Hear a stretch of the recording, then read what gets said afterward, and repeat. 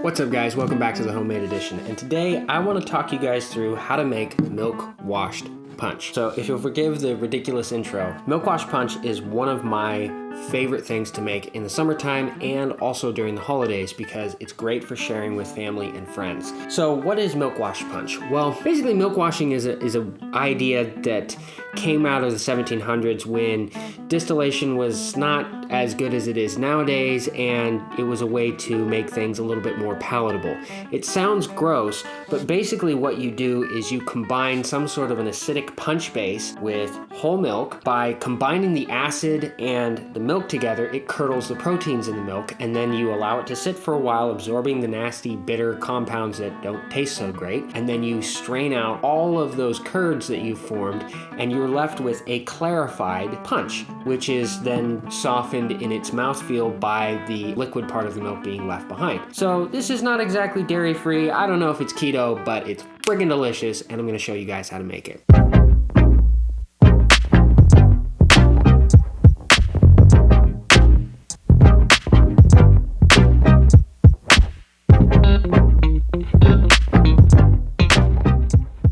So this particular recipe is for a black tea and port milk washed punch, which I gotta say I've tried several different recipes and this one's my favorite, so that's why we're going with this one, and all of the specifics to the recipe are in the video description, but let's go over the technique.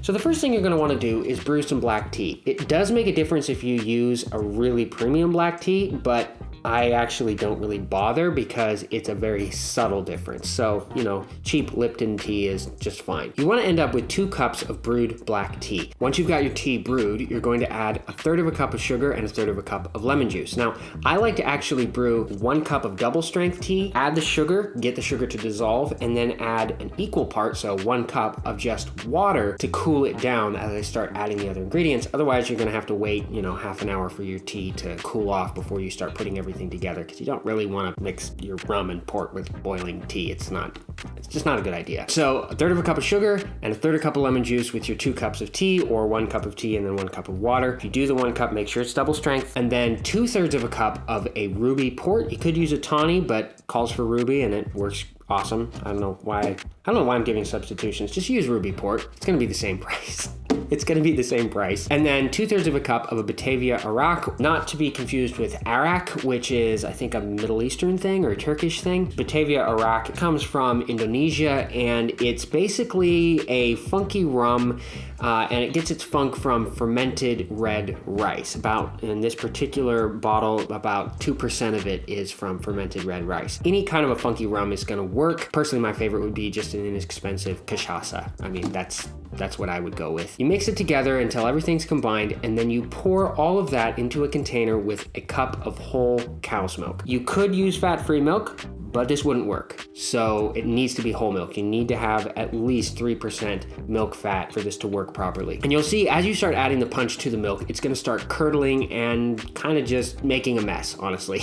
And it's gonna look totally disgusting, but that's okay. That's what we want. You're gonna leave it for about half an hour to 24 hours. And then after that, you're gonna strain it all through a coffee filter. And this is important. Some people say that the coffee filter is not what filters it. It's just the curds. That's not really true. If you've got a good coffee filter and you're not being an idiot, you shouldn't need to double filter it. If you press the coffee filter at the end of your filtration process, yes, then it will push a bunch of curds through and it will make your punch cloudy. I know that because been there, done that, bought the t-shirt. Also, is it weird that I'm wearing a coffee shirt for a cocktail video? It's happening, whatever. Now, I've heard conflicting opinions that this will keep indefinitely because you've removed all the milk solids out of it. I've also heard that it will only keep for maybe a month in the fridge.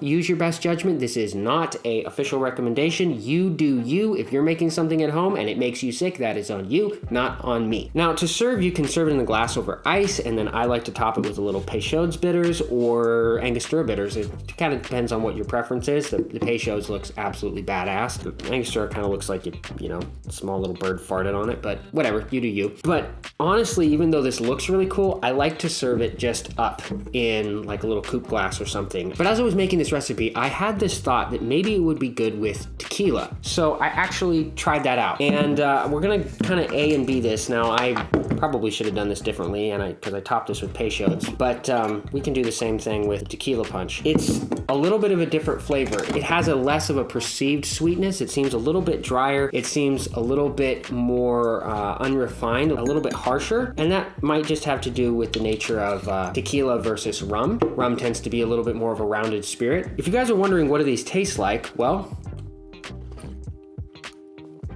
you get a hint of black tea. You get a hint of a chocolatey note from the port.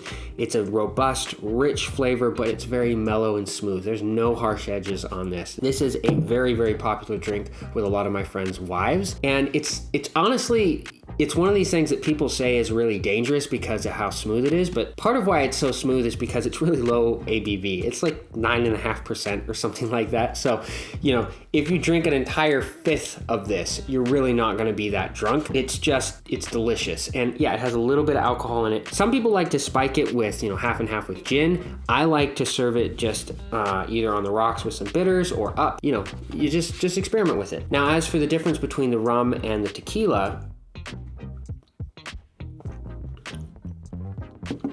the tequila almost, the combination of black tea and blanco tequila almost gives you a wood-like flavor, sort of like an oakiness you might get in a whiskey, which is really cool because usually when you milk clarify a wood-aged spirit, it actually will suck all of the flavor from the wood tannins out of your punch. I don't know exactly why, but apparently those flavor compounds are really attracted to the curdled milk proteins, and you'll lose all of it. But the combination of black tea and port with tequila, it kind of tricks your brain into thinking that you do kind of have a wood-aged flavor. So it's really interesting. It's definitely not as smooth, but it's really good. I find that most people, when they taste the tequila punch first, go, oh my gosh, that's amazing. And then they taste this and they're like, oh, okay, now I understand why people make it with rum, because this is delicious, but it's definitely nowhere near as smooth and rounded off as the rum flavor. If you guys have other recipe suggestions for milk wash punch, please share them in the comments. I would love to try them out myself, and I'm sure the community would appreciate them as well.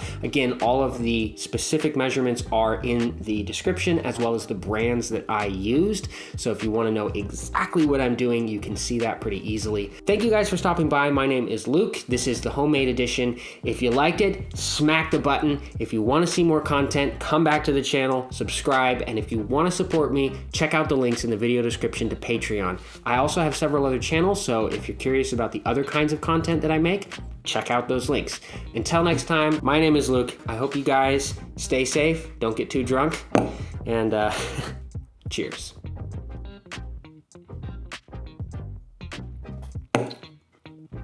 I really think I'm starting to like the tequila better, actually.